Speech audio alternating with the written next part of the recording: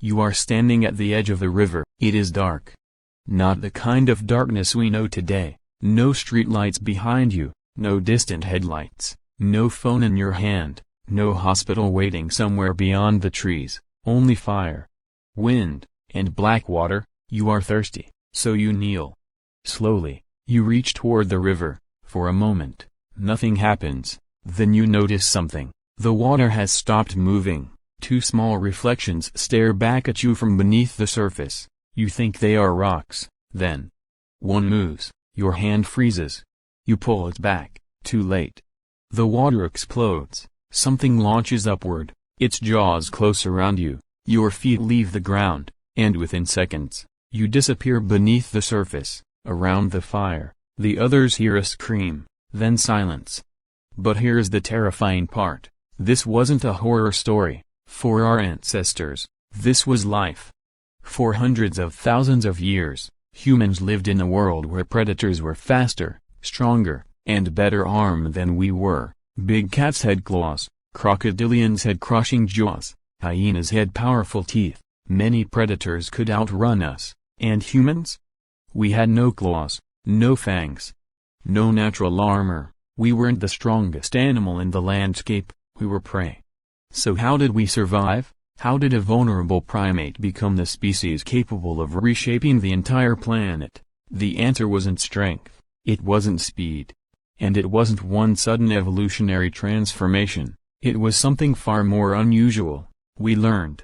And more importantly, we learned together. For early humans, water was never optional. Rivers meant drinking, they meant animals, they meant food, they meant pathways through the landscape. But every river carried another possibility, danger. A predator didn't need to chase you, it could simply wait, almost invisible beneath the surface, only its eyes breaking the water, only the slightest movement revealing that something was there, and that created a problem humans couldn't solve with strength. You could watch the trees, scan the grass, listen for footsteps, but you couldn't easily see what was hiding beneath dark water. One careless step, one distracted moment, and the predator had everything it needed. But humans couldn't simply avoid rivers, they had to come back, again and again, because thirst doesn't care about danger. So our ancestors faced a brutal choice, take the risk, or go without water. But repeated danger creates something powerful, experience.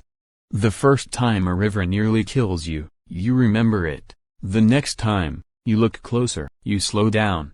You watch the reeds. And eventually, the river becomes more than a source of water, it becomes a place with a history, a place where danger lives, a place your group learns to read, and perhaps one of the first weapons humans ever developed, wasn't a spear, it was memory. Imagine a small group approaching the same river days later. This time, nobody rushes toward the water, they stop. One person studies the surface, another watches the reeds, someone stays behind. Someone scans the shoreline. They don't know exactly where the predator is, but they know it might be there, and that difference could mean everything, because one person's experience can protect everyone. A danger discovered by one human can become knowledge shared by 10, and knowledge doesn't need muscles, it doesn't need claws, it can travel from one person to another, from adults to children, from one generation to the next. A predator can kill an individual, but it cannot easily kill information that has already spread through a group, and the river wasn't the only place humans were being watched. Imagine the sun sinking behind the horizon, a small group moves through tall grass, they're tired. The light is fading, one person falls behind, then he stops, something moved, he looks left. Nothing, he looks right, nothing. Then he hears it again. A faint rustle, he freezes. Somewhere in the grass, something may already be watching. A big cat doesn't need to announce itself, it doesn't need to roar, it can wait. It can disappear into the landscape. And it only needs one mistake, a person separated from the group, a distracted hunter, a child wandering too far, a wounded individual unable to keep up. Suddenly, being alone isn't just uncomfortable, it can be deadly. And humans began learning another rule, stay together. Because one pair of eyes can miss something, 10 pairs of eyes can see much more. One person can become prey, a group can become difficult prey, and slowly, humans were discovering the value of something no claw could provide: cooperation. Then the sun disappears, and the world changes. Without artificial light, darkness transforms everything. The same trees become shadows, the same grass becomes a wall, every sound becomes a question. Was it wind? An animal? Or a predator moving closer? For humans, darkness meant vulnerability. Then came fire. Fire brought warmth, light, cooked food, and a gathering place. Around the flames, people could remain together after sunset. The darkness didn't disappear, but part of it was pushed back, and predators had to think twice before approaching a living circle of fire. But fire had one limitation: it couldn't follow you. Eventually, the group had to leave. They had to hunt, travel, cross open ground, approach rivers, enter places where predators still ruled. Humans needed something they could carry beyond the firelight, something that could change the distance between predator and prey. A weapon. Imagine standing in front of a large predator. You don't have claws, you don't have fangs, you can't outrun it forever. But now, you're holding a sharpened wooden weapon. The equation changes, not because you became stronger, because you created distance. A predator's teeth are most dangerous up close. A human weapon can threaten from farther away, and distance can be the difference between life and death.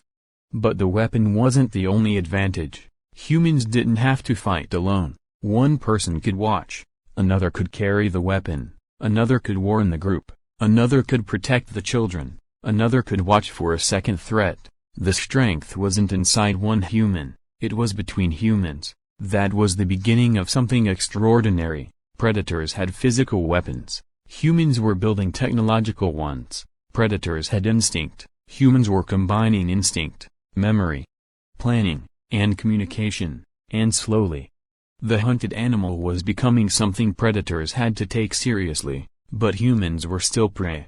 Fire didn't make us invincible. Weapons didn't make us invincible. A broken leg could still become a disaster. A serious wound could become fatal. A failed hunt could mean hunger. A dangerous river crossing could end a life. And being separated from the group could still be deadly. Humans didn't suddenly become stronger than nature. We became better at surviving our weaknesses.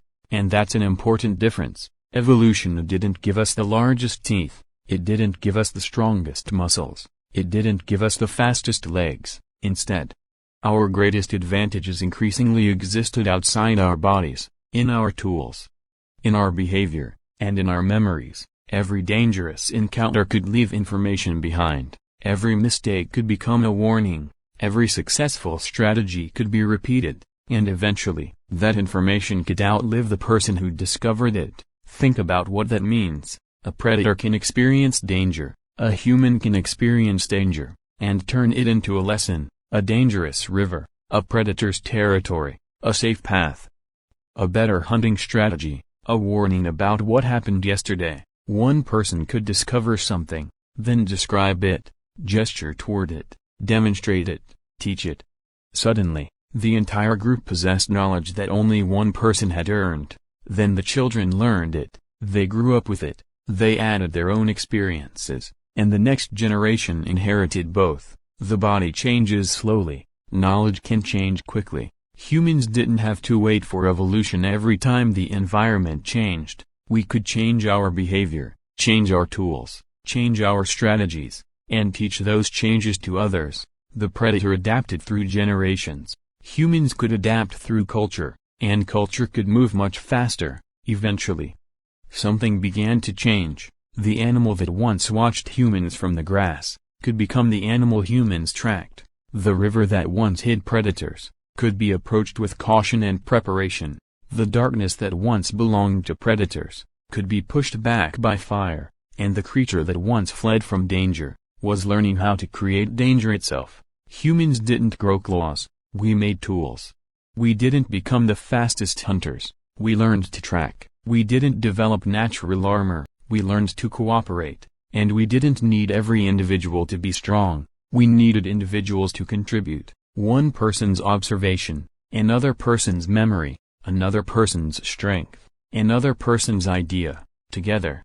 They became something no single human could be, a coordinated group, and perhaps that was when the balance began to shift. Not because predators became weaker, but because humans became harder to predict. A lion can stalk, a crocodilian can wait, a hyena can follow, but imagine a prey animal that remembers yesterday, and plans for tomorrow, a creature that looks at a river and thinks, there may be danger here, then builds a strategy around it. A group can remember where a predator was seen, and avoid that place later. A hunter can observe an animal's behavior, and use that information days later. This is where intelligence becomes more than problem solving, it becomes preparation. Humans could act before danger arrived, and once an animal can prepare for a threat, it becomes much harder to surprise. But there is another question, a darker one.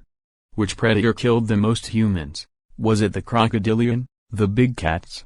Hyenas? Something else? The honest answer is, we don't know.